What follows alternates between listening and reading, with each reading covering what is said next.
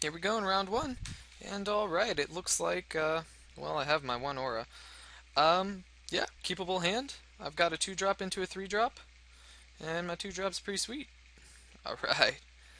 And I drew my splash color. Uh, I was just super excited that my opponent didn't go forest into Elvish Mystic, because that would have made me a little sad. Uh-huh. Yep, pass the turn. Oh, did my opponent...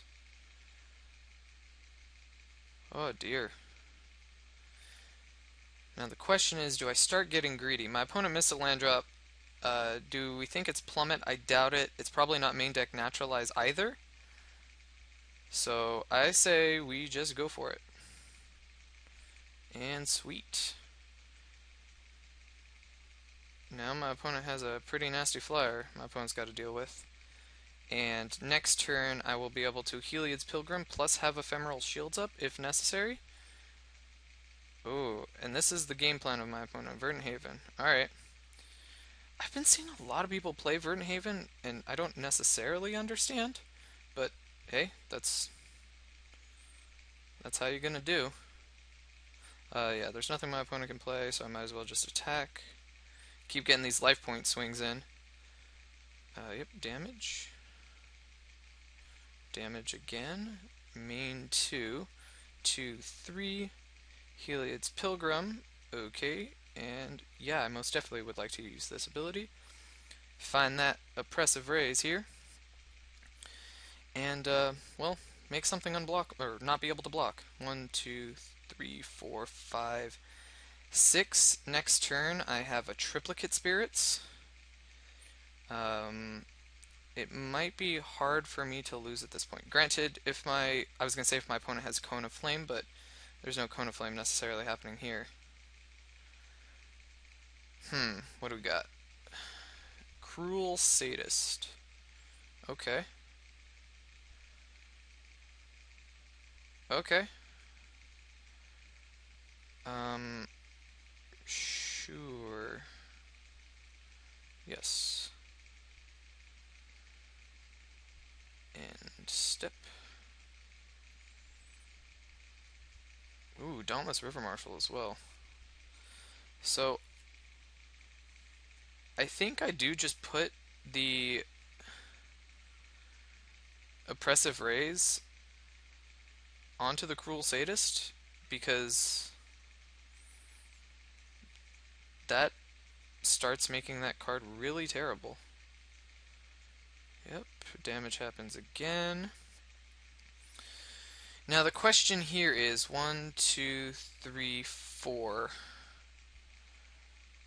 I still don't have Triplicate Spirits up, but I can play the Dauntless River Marshal, and we're pretty good. I guess I don't even necessarily have to show my opponent Triplicate Spirits. Okay. Uh-oh. What do we got here? Meteorite. Okay, sure. Enters the battlefield. This Ephemeral Shield is going to be pretty sweet. What are we targeting? Yep, that's a big nope. Because I definitely don't want that guy dying. Okay. Yay, indestructible. Okay, so I'm gonna hit for 3, 4, 5, 6.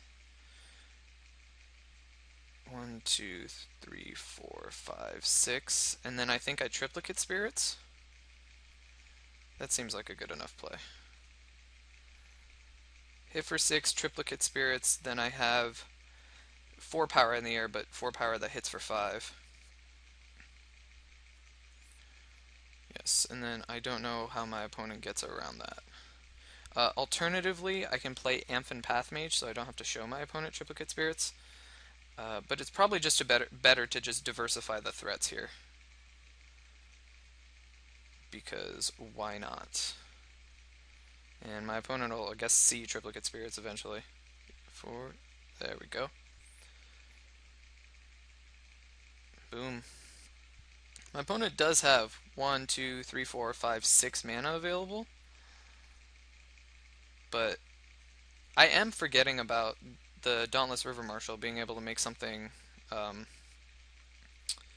or tap something rather, and that'll just end up being a good play regardless, because my opponent's going to have to pay the 3 in order to activate Cruel Sadist, just to block, just to chump something. And I'm attacking for 5 in the air. Ooh, that's a pretty sweet card. Okay, well, that kind of combats this whole business going on.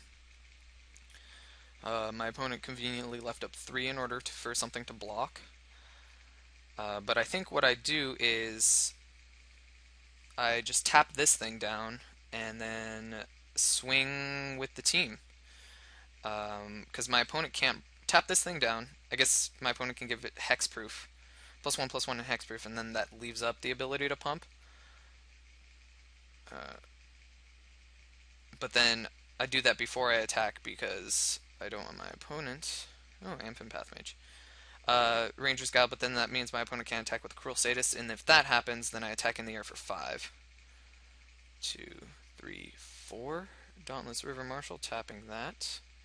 And if my opponent does want to then give this lifelink, well, it's not going to work. There's no untap effects. My opponent can block with this, but then there's no combat trick that can happen. So my opponent can block the Dauntless River Marshal and just not die. 5, take 5, 6, go to 3.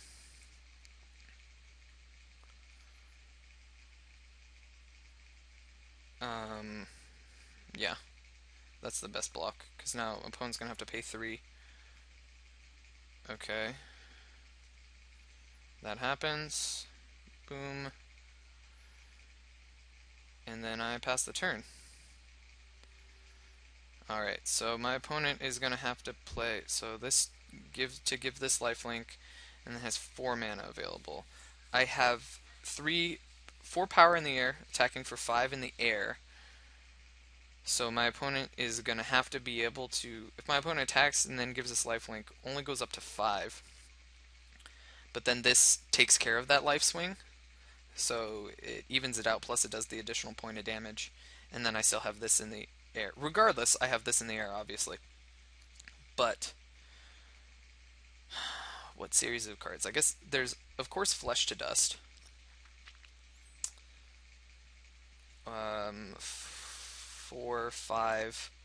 But then only having one blocker back is not ideal, because then my opponent would have to Inferno Fit. Ooh, that's brazen. Okay.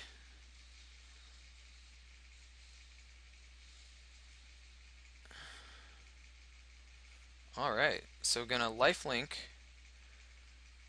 Okay, that's fine. Lifelink up to 7. Hit me to down to 26. And then kill this. And then lifelink. Oh, because no, it says Inferno Fist deals the damage, so he's not going to gain the additional 2. I don't think this is going to work out the way my opponent thinks it does. Oh, interesting. Okay, then. Oh, that's kind of a beating. But what am I hitting for? 1, 2, 3, 4, 5, 6. Put my opponent to 1.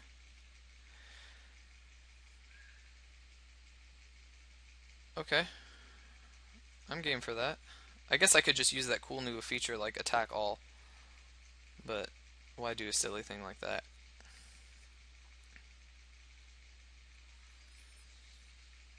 Alright, so pretty dominating position regardless. My opponent goes to 1. Okay. Now the question is, do I play out the Constricting Sliver? Obviously, it's super win more at this time. If I play out the Amphin Pathmage, I'm trying to think of whatever bad things could go wrong for me. I guess Cone of Flame is pretty bad because then it kills this and this, and then if my opponent happens to have Cone of Flame, because it's 2, 3, 4, 5, it leaves back 2 things, but then I have the 3 power in the air. I guess my opponent can attack back up to 3, but that would require all of the mana, which seems okay. Or I'm able to give something unblockable. Or I could just go for the win here with a Constricting Sliver play. I'm probably just overthinking this. I'd rather just go for the win with the Constricting Sliver. I mean, it might be overkill, but this forces my opponent to have the removal spell for this. Uh, yes, I wish to use this ability. Okay. And then it means my opponent can't possibly attack that turn. Not that my opponent necessarily would have wanted to, but if my opponent has some way removal spell to kill multiple things, then alright, cool. Then I could see it potentially going bad with that. Well, not going bad, but it's harder to kill that also. I mean, the 3 power thing than it is the 2 power thing. I guess if there was Cone of Flame, it gives my opponent an additional target. Alright, here we go. So we saw Meteorite, the really sweet blue-black thing. Wait, my opponent's playing some crazy 4-color deck.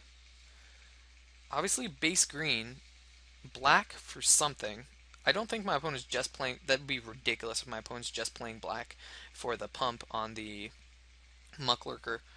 Red for Inferno Fist off the Verdant Haven, and blue, of course, for the Mucklurker. That's ridiculous. Um, so Pillar of Light exiles the Mucklurker, and that was the only creature that I saw. Sort converted mana cost. Um, but what do I want? No, I still think I'm okay with it because I'll be able to get through in the air. It is really annoying with the life gain, but then I know to just like save my oppressive raise for that kind of thing unless I can just super tempo my opponent out. Um, yeah, alright, let's do it. Game 2. Alright, so game 2, I am on the play. Oof. Okay.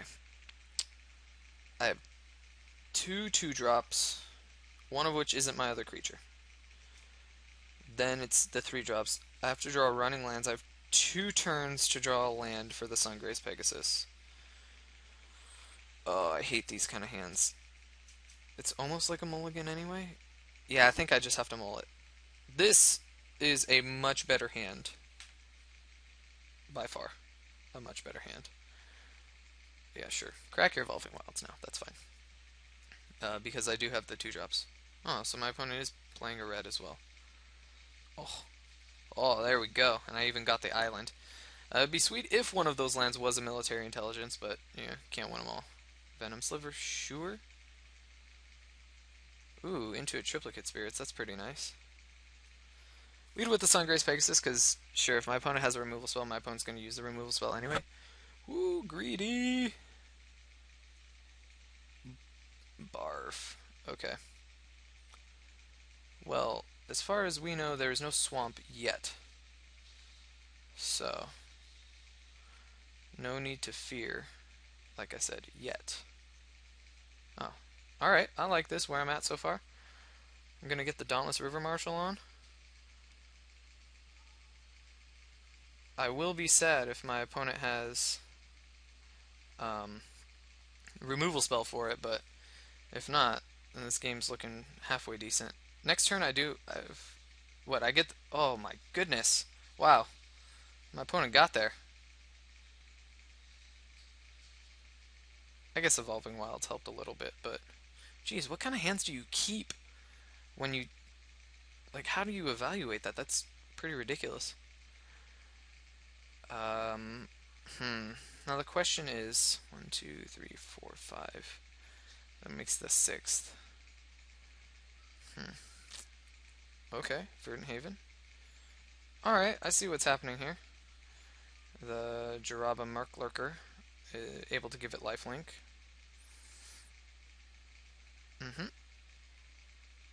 Those are both fine with me. Because the next turn I am able to Triplicate Spirits. I am not trading. The question is, though, do I just want to attack in for 4 Because I'm winning that race, and I can always have triplicate spirits. Because then what I do is I hit for 4. I could t I could even just leave this tap down, and then the next turn I can constricting. No, 4. I can't constricting sliver. So I hit for 4. My opponent goes down to 19. I can tap this down so that my opponent doesn't gain any more of the life. Of course, my opponent can give this lifelink, but that's incredibly underwhelming. Alternatively, huh, I guess I could just do that the next turn if my opponent tries to develop the board, because then I could just triplicate spirits here, blocks this, one of them blocks this, and I could just keep going off. Because then the turn after that is 4, 5. I don't have Bronze Sable plus this. Hmm. I guess neither way I have Bronze Sable. If I have 5, I can attack. I'll have 5 mana available so that I can tap one thing plus the triplicate spirits. So 5, I play 2, so I play this, and then I would be able to do both next turn. So the question is, if I attack in, I can tap something down here this turn. Then next turn, I play my 5th land. I'm able to play Bronze Sable and then tap everything to triplicate spirits, because then 1, 2, and then I would have 3 additional. So I might as well just play this land now. I'd tap 2, 1, 2, 3, 4, 5, and then I'd play this, and then I'd be able to triplicate spirits. Yeah, that's the most efficient usage of the mana. So I like that play here. Just hit for 4, go up to 18, then pass the turn. Perfect. Alright, so I've sculpted my game. Well, my next turn. Um, Tap you. Sure. Alright, so that ended up working. I like it. Oh, gladly pay. Thank you.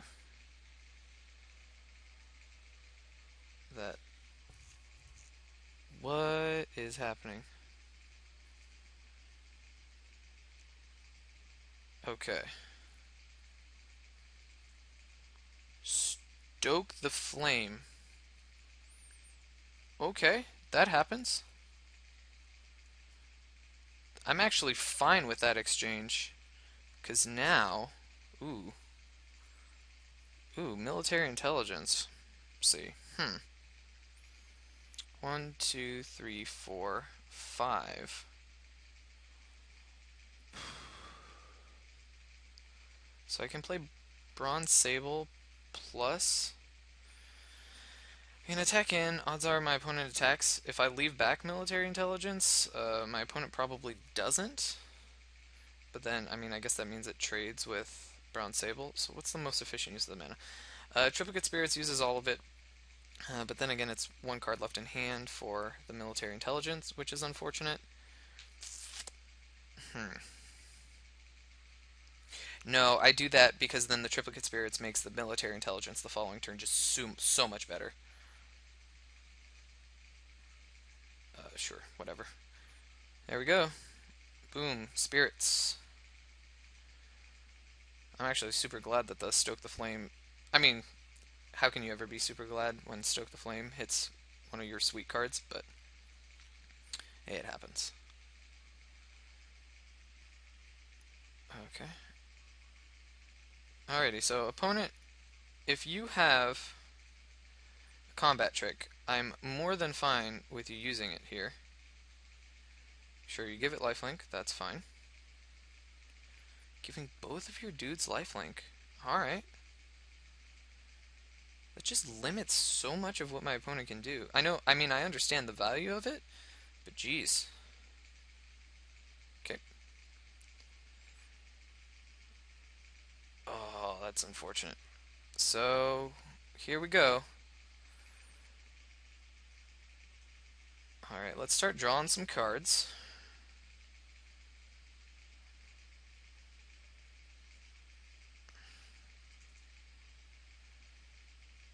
Yeah, I'll hit for 3, because my opponent can only gain 2.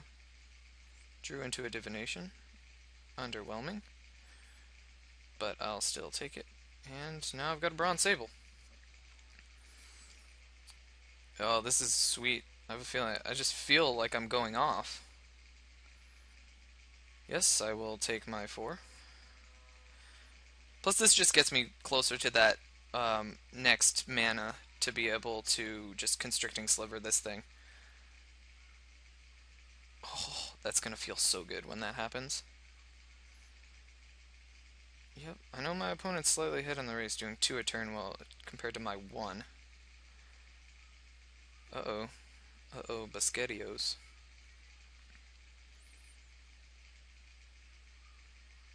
2-2.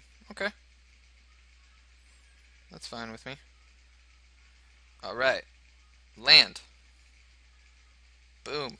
Land. Let's see it. Alright, the question is, do I want to trade with this thing? Avacyn. Way better than a land. Yeah, I still think I trade with it. If my opponent has a pump spell, then my opponent has a pump spell.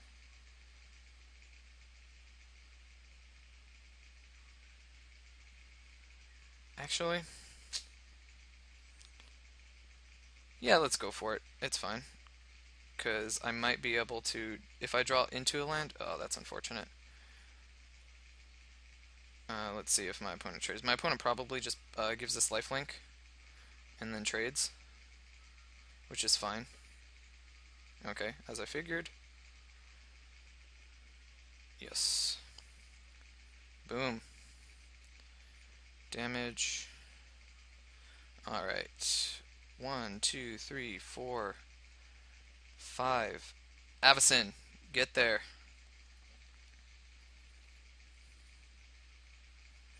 Alright, now I'm ahead in the race. My opponent could be gaining the 2. Stoke the Flame against Avacyn would have been pretty sweet. Oh no, don't be another Stoke the Flame. That'd make me a sad panda. Oh, really? Okay. So my opponent's got a 4-4. I'll pass the turn. So... if I do the Battle Mastery, this hits for 10. That seems pretty good. Plus I can leave back... Oh, that just seems too good. Oh wait, I have the other land. That's fine. Yeah, let's just attack with the team. I'm not going to leave it open to anything quite yet, because no need to put all of my eggs into a single basket. Damage happens. 1, 2, 3, 4, 5, 6. Constricting sliver.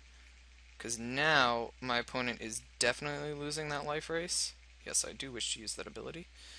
And I'll gladly take hits of 4. Whereas when my opponent's able to gain like 6 on those attacks, now my opponent's going to have to try and kill this, and then next turn I hit for... sure, that's fine. 1, 2, 3, 4, 5. Oh, no cards in hand? Yeah, this game's over. Because I take 4 here, and then I hit for 10, 11, 12, 13 exactly in the air. Alright. The question is, do I play Divination to see if my opponent gets salty? Because those are always, oh, you drew lucky. Probably not. Yeah, that's fine. I am more than fine with this pump this is about to happen. Take 6, I go to 10, and this leaves my opponent at exactly dead. I will do the count just one more time, just to make sure, because that's the last thing that I want to happen, is have my opponent be at 1. So 5, giving it double strike. 5 plus 5 is 10. 11, 12, and 13 Exacxies. Sweet. Well, let's play this island. One, two, three. Battle Mastery on Avacyn. And swing for lethal. Alright, got there. On the back of my flyers. And even though military intelligence didn't seem to be just ridiculously broken that game, it drew me 3 additional cards, which, I mean, it got me to Avacyn 2 turns earlier than I needed it, or 2 turns earlier than I would have had it. Uh, which I feel if I hadn't had Avacyn, I mean, it would have been a slightly different game. I guess I got the land in a turn earlier, so my opponent would have been 4, would have had 4 additional life from the attack with this, giving it lifelink. It would have been at 17, and then so the game would have played out slightly differently. But military intelligence, I like this card more and more. I've played it once, but it seems sweet.